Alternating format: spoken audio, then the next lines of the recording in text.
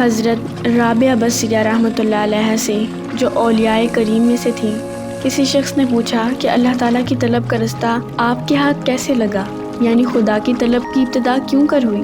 فرمایا کہ میں 7 برس کی تھی کہ بصرہ میں قحط پڑا، میرے ماں باپ کی وفات ہو گئی اور میری بہنیں متفرق ہو گئیں، اور مجھے رابعہ چوتھی اس لیے کہا جاتا ہے کہ میری 3 بہنیں اور تھیں، چوتھی میں تھی۔ پس میں ایک ظالم کے ہاتھ پڑی، اس نے مجھ کو 6 درہم میں بیچ ڈالا۔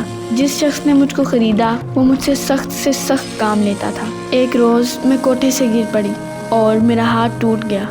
میں نے اپنا چہرہ زمین پر رکھا اور عرض کیا، بارے خدایا، میں ایک غریب یتیم لڑکی ہوں، ایک شخص کی قید میں پڑی ہوں، مجھ پر رحم فرما، میں تیری رضا چاہتی ہوں، اگر تو راضی ہے تو پھر مجھے کوئی فکر نہیں۔ اس کے جواب میں نے ایک آواز سنی کہ اے ضعیفہ، غم مت کھا کہ کل کو تجھے ایک ایسا مرتبہ حاصل ہوگا کہ مقربان آسمان تجھ کو اچھا جاننے لگیں گے۔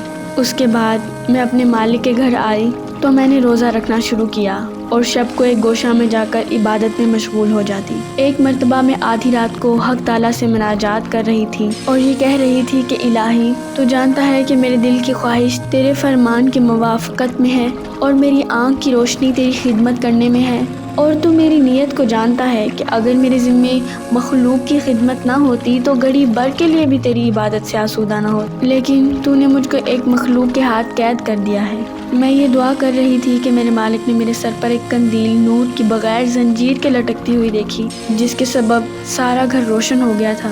دوسرے دن مالک نے مجھ کو بلایا اور بہت خاطر کی اور آزاد کر دیا۔ بس میں نے اس سے اجازت لی اور آبادی سے باہر نکلی اور ویرانہ کی راہ لی جہاں کوئی آدمی نہ تھا، اور اپنے رب کی عبادت میں مشغول ہو گئی۔